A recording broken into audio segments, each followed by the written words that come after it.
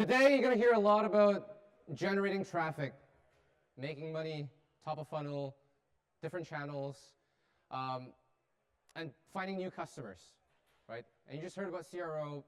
Nicholas did a great job. What happens after that? What happens when you've got a ton of traffic, a massive list? I just spoke with someone who's got a massive list that's untapped, and they don't know what to do about it. They send one campaign, and then it fizzles away, and then the list is dead. That's such a pity, right? Most of your profits are going to come from the back end after the sale, if you're doing things right with email and SMS. So that's what we're going to be talking about today. In fact, a more appropriate title for what I'm about to share today is the 5 lessons that I've learned from A/B testing over 1,600 split tests across e-commerce emails. And that's in just 1 month, right? So we do this every single month.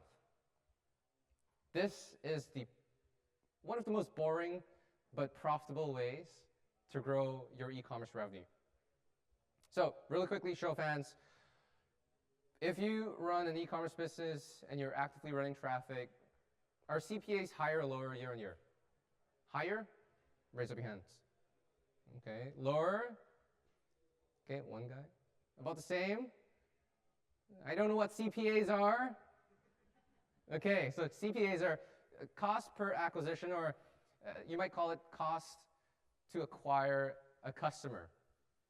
Now, more relevant, question number 2. I would like to increase my customer lifetime value. I like to make my customers more valuable. All right, if it's a yes, please wave your hands so that I know. Okay, good. I'm in the right room. If you're already crushing it, I don't need more revenue from my customers, just cross your arms. Just go like that. All right. Okay, good. Well, me too. And so does our 500 plus brands I've worked with. And so we ran split tests, tons of split tests. There's actually just a portion of our sheet in any given month. We have hundreds and hundreds and hundreds and thousands of lines of just split tests they've conducted to answer questions that we have. And ultimately, that means growing revenue. And we grew it incrementally but surely. In fact, on average, we grow revenues by 8% month on month. And that's pretty decent. But when you think about it across the year, that's 2.51x in difference. Huge. So here are the 5 things that you need to know. The 5 things that you need to know, and the 5 very practical and actionable lessons that I drew from the many split tests that we've conducted. There are fancy things that you can kind of pick up and learn out there, but at the end of the day, the lessons that you learn are only as useful as the ones that you can implement. So here are the 5 things that you can implement right away. But before that, all right, quick blurb about myself. This weird Chinese guy sounding weird on stage, right? That's me. I'm Josh Chin. I'm the co-founder and CEO of Chronos Agency. We've been around for about 7 years now. And we're a data-driven e-commerce marketing agency specialized on email and SMS. That's 90% of our business. We have a team of about 80 people spread across the world. If you use Klaviyo, we're a close partner of Klaviyo. And our strategies are cross-border. I think that's most important for you to know. 50% of our businesses are in the US, 50% in APAC. So that's interesting. We get to see the whole gamut of what e-commerce can offer and the pains and the struggles that come with it. And you might recognize some of these brands here, maybe not, and that's totally okay. But the main point here is that these ideas are universal, right? If you sell to a human being and you have a consumer product, basically a product that's meant for a consumer, this would apply. So a little bit about the agency. We're partners with most of the softwares that you may have been using or have heard of. On average, we increase our clients' revenues by 20 to 30%. I've generated over 323 million in revenue. So all this stuff works. But even after all of that, right, we've done so much, so many years, so many emails. I go crazy thinking about emails. But the number one question that I get asked all the time is, when's the best time to send marketing emails? How many of you have that question in mind right now? Okay, at least a couple, right? When's the best time? My default answer has been, well, it depends. I don't know. What works for your brand may not work for my brand, may not work for Tom's brand. We don't know. But I always had that lingering thought in the back of my mind, what if there was an answer? So we split tested. We did experiments. We split tested our send times across cohorts, across different industries they work with, and the intention was to draw a conclusion, a single answer that would allow us to at least have a starting point from which our marketing emails can be sent. And then we can split test even further and understand our audience segments a little bit more and create a better, more customized strategy for each brand. But at the beginning, kind of no resources, no split tests, where do we start, right? So we did a couple of split tests. And if you're on Klaviyo or any email software providers, more often than not, you're going to see some AI features or AI-assisted features that allow you to split test these ideas a little bit more quickly. Klaviyo has their smart send time feature as well. And we found that the afternoon, 6 p.m., happens to be the best send time when it comes to generating the highest level of engagement. So we're talking about clicks and opens. And only clicks and opens, right? So here's a quick kind of tidbit.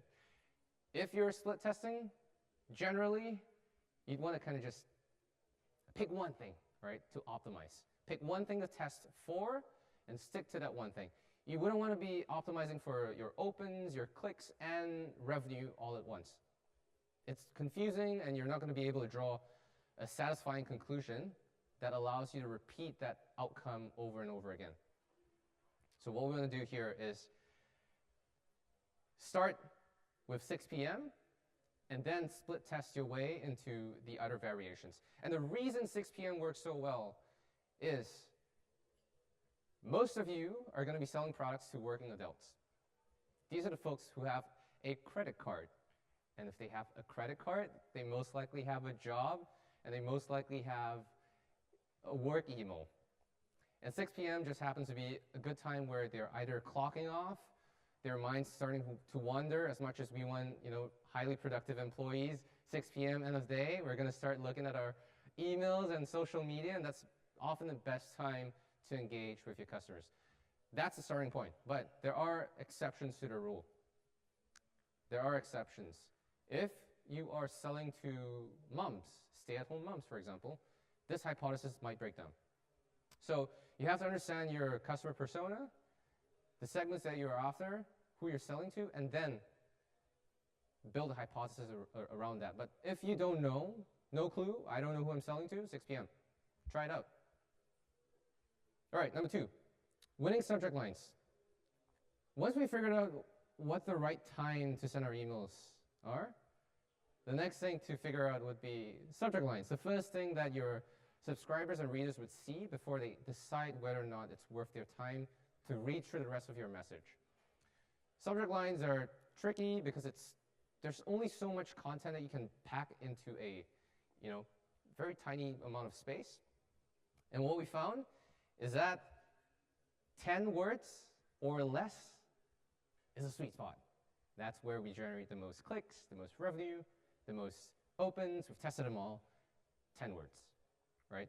Beyond that, there are 3 things that we found, right? For the health and beauty niche, a very consistent winner is having your reviews in quotation as a subject line. So in this case, this stuff works unlike anything I've ever used as a quotation, like a review, versus a normal, typical subject line, how awesome do you want to look, question mark, right? Both ending with an emoji. You can take that out if you don't want that. The reason this works so well is that it plays onto social proof, right? Trust, like what Nicholas mentioned in his earlier presentation. Trust. It's so much more powerful than you as a brand making your own claims. Now, the next. This one happens to be in the technology niche, but really it works quite universally. Curiosity-inducing subject lines, curiosity-inducing copy works really well. The perfect VR gaming accessories, you won't believe your eyes, versus enhance your gaming experience with the latest VR accessories, a little bit more features driven as a copy. So what you want to do is keep that within 10 words or less, curiosity, and then once you have that done, test that out in your own inbox. Look at how it looks like in your own inbox to determine if it's too long, too short, or how it looks. Lastly, benefits versus features. Whenever there's a possibility, whenever there's an opportunity, use benefits versus features.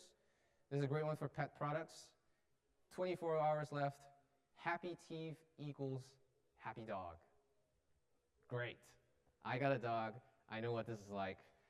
But if you sent me an email starting with 24 hours left, shop 100% natural dental chews, first of all, I don't give a crap if my dental chews are 100% natural or if it's made of plastic, as long as it keeps my dog happy, right? So that's not a main point. That's not speaking to me. That's not speaking to the pains, the desires, the aspirations, and whatnot, right? The psychological profiles of a pet owner. Once you understand that, you understand the benefits, and that's going to allow you to create a much stronger subject line. Now, moving on. We got subject lines now down pat, amazing subject lines. Open rates are amazing. The next thing that we need are click-throughs, right? Clicks to our website. And one thing that we found consistently to be true is that when we included reviews in our emails as a block of content, it typically drove higher click rates. And in a bit, I'll show you how much. But what we do is we have reviews that are evergreen in nature, so it doesn't refer to a specific event, time, or whatnot. It just refers to the product and its benefits, right? We have that built out as a permanent template block that we then reuse over and over again in most of our campaign emails, right? We cycle through a couple of them. And a good tip here is to identify reviews that tackle specific pain points that your customers have that you're trying to answer, whether with ads or with social media or in your customer support team. These are objections that you can handle using third-party trust, which are going to be reviews, right? For example, how long does it take to ship? I don't know how long it's going to take. It's going to take too long. That might be a common complaint. It might be a common objection, and that might be stopping your customers from making a purchase.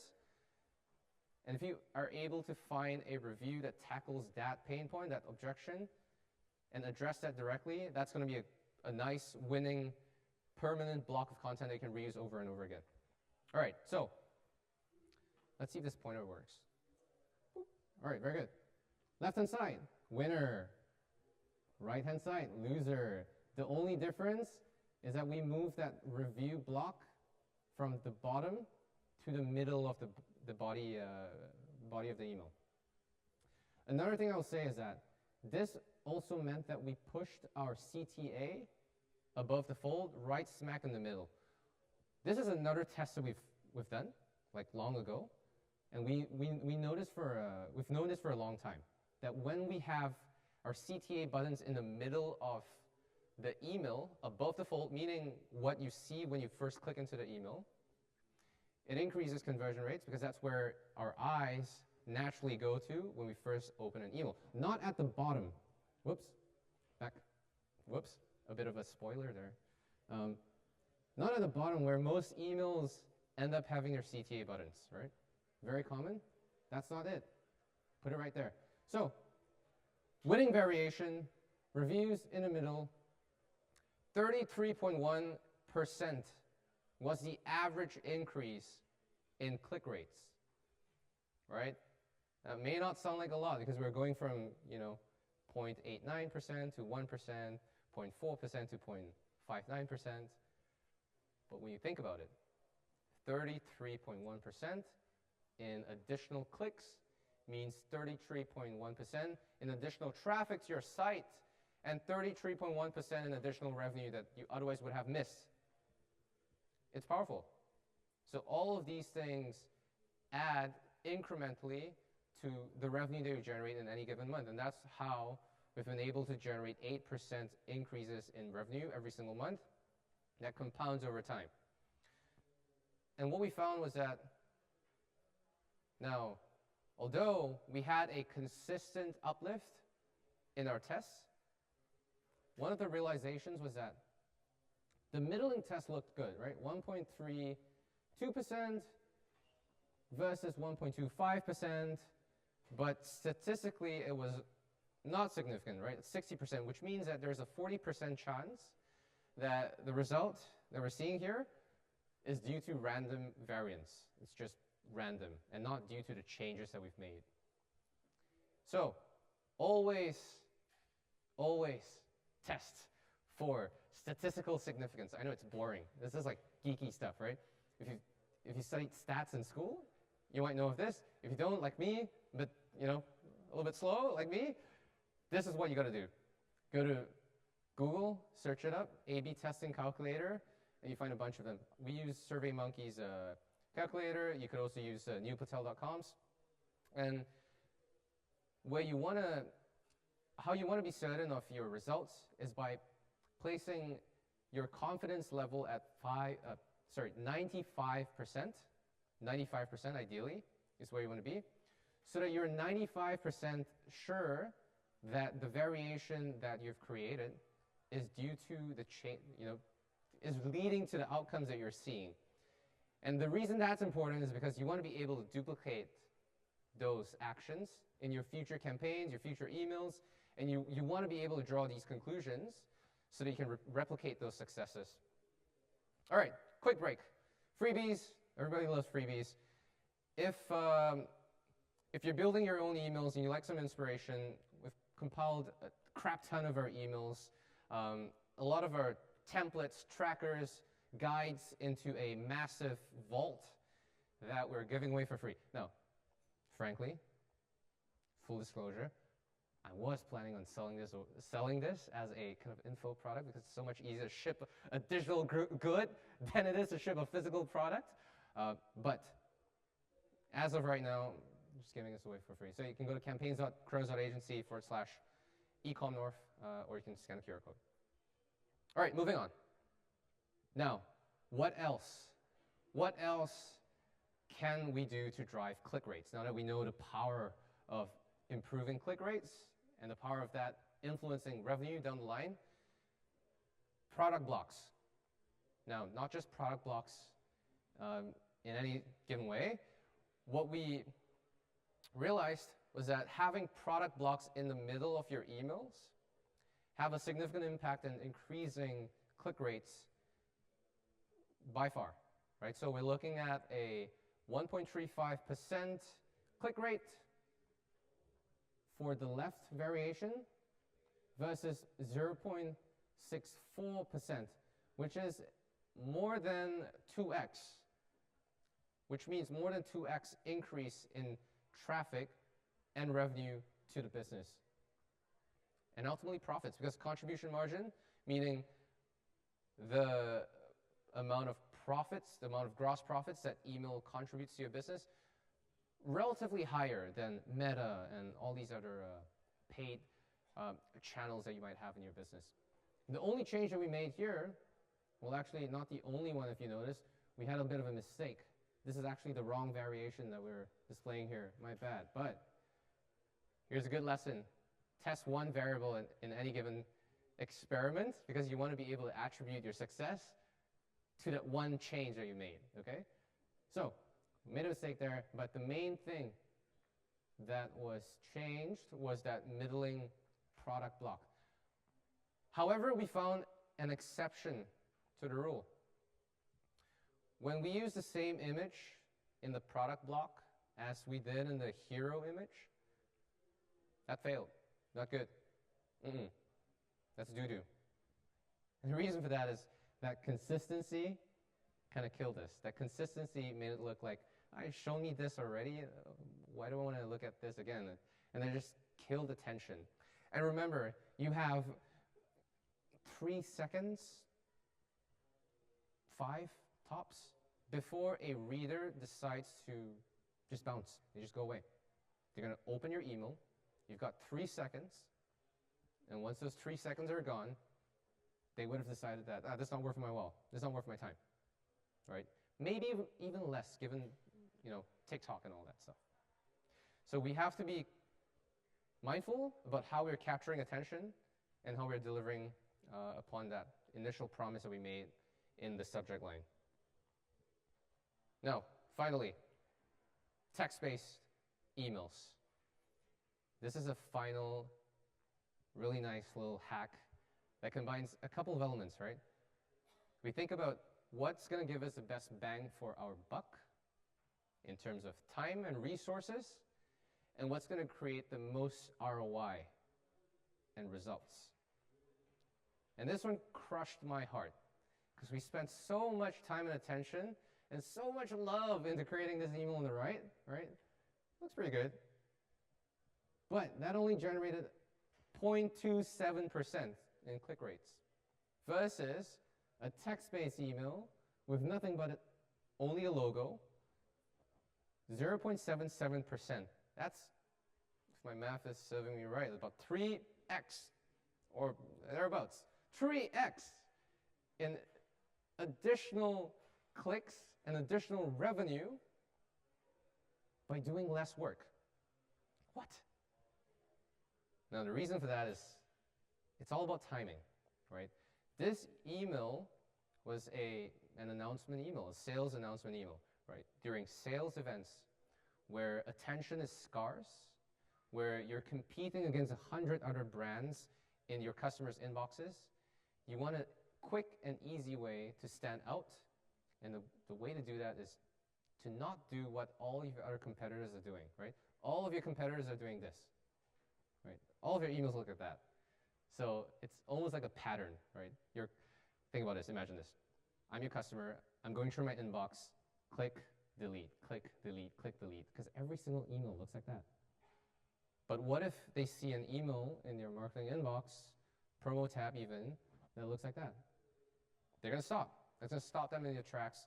They're going to go, hold on, is this like a personal email from the founder of the company, or is this a customer support email? Whatever the reason might be, you've caught their attention, and now you have the opportunity, 5 seconds maybe longer, to deliver the message that you're intending to deliver. And that's why this works so well.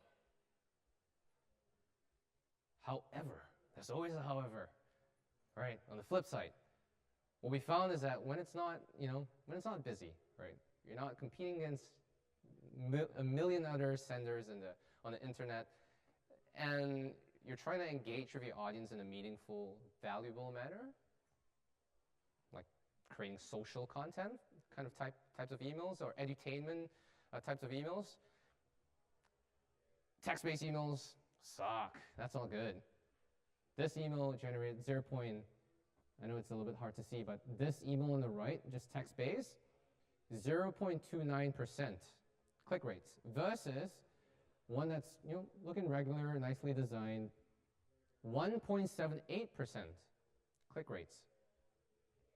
So the lesson here is it's all about context, understanding where your customers are at in their journey with your brand, and then delivering a message that makes sense, right person, right message to the right person at the right time. That's ultimately what it is.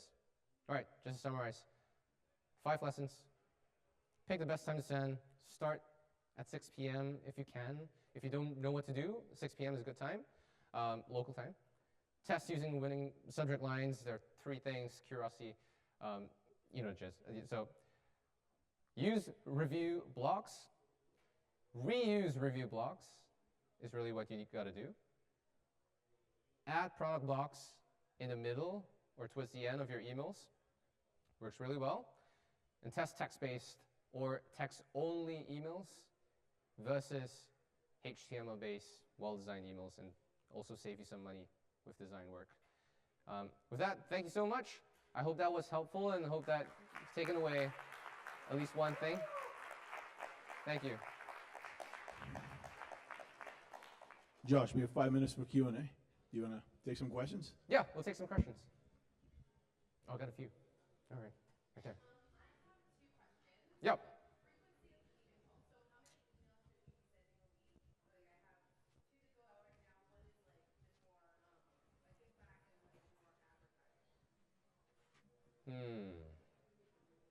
That's a good question. The right answer is really kind of dependent on how much content you have to produce. Like, I receive emails from brands every single day, right? And there are newsletters that I'm on, like daily newsletters that I read every single day. For them, frequency might be 1 a day, or even multiple times a day. We've got clients that send 3 times a day to different segments of their customers. But if you need a kind of definite answer, a good place to start, at least to balance out the engagement levels, I'd say one ask and 1 give per week is what you want to be. Okay, beautiful. And then my last question is, switching from MailerLite to Klaviyo, at what point should I make the jump? Sorry, come again? Currently, I'm using MailerLite, and then so with e-commerce, everybody's like, Klaviyo. When should I make the jump between one to the other? When should you make the jump between MailerLite to Klaviyo? Yeah. As soon as possible. Yeah. If you have an intention of moving to Klaviyo or any other platform, and you're thinking, I'll do that when I get to that stage, more often than not, the answer is you should be doing it right now. And the reason for that is the longer you drag this on, the harder it's going to be. The more complex your business becomes, the bigger it becomes, the move is going to be way more painful. So get it out of the way, especially with a platform like Klaviyo, built for SMBs. It's very easy to get started. I think it's like $20 or $19 at its base plan, or less or something, or more. It's really affordable, right? Versus like an enterprise-grade software like or mid-market software like HubSpot, which is going to set you back at least $1,000 a month. And that takes a little bit more thinking. But with Klaviyo, Shopify, I'd say make the move if you have the intention of doing so.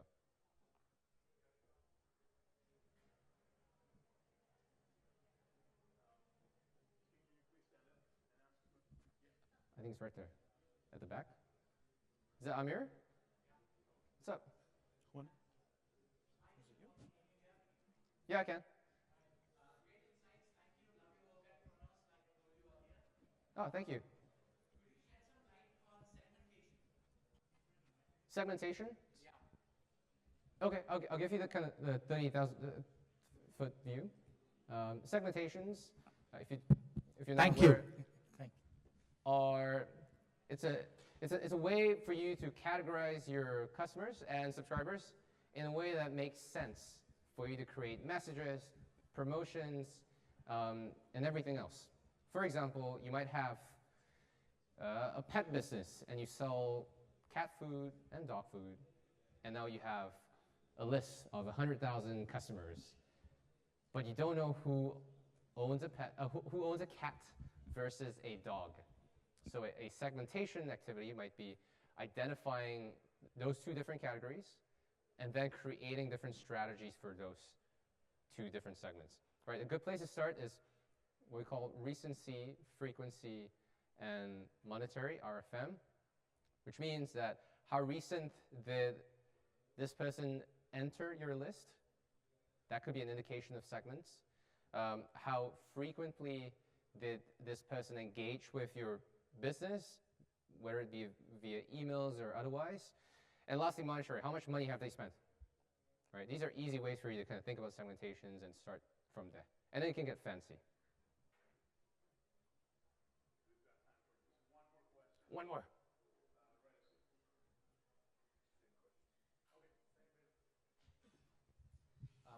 I'll talk to you later. I have a question around spam. Spam, okay. What strategies do you recommend to avoid emails hitting spam? Because we have like more than 20,000 customers, but I haven't really spent the time or the energy to prevent my emails from going to spam. And the more emails I send, and I feel that the click-through rate is just dropping by the campaign. So what kind of strategies do you follow to avoid that problem? Okay, so what kind of strategies do we follow to reduce spam? Spam, exactly. It happens to the best of us, right? We've been in that exact same shoes before. Like our domain, Kronos.agency, had spam issues.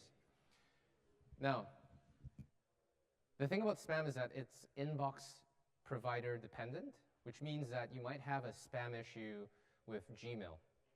You don't have a spam issue per se. You have a spam issue with a specific provider. It might be Gmail, it might be Hotmail, it might be someone else.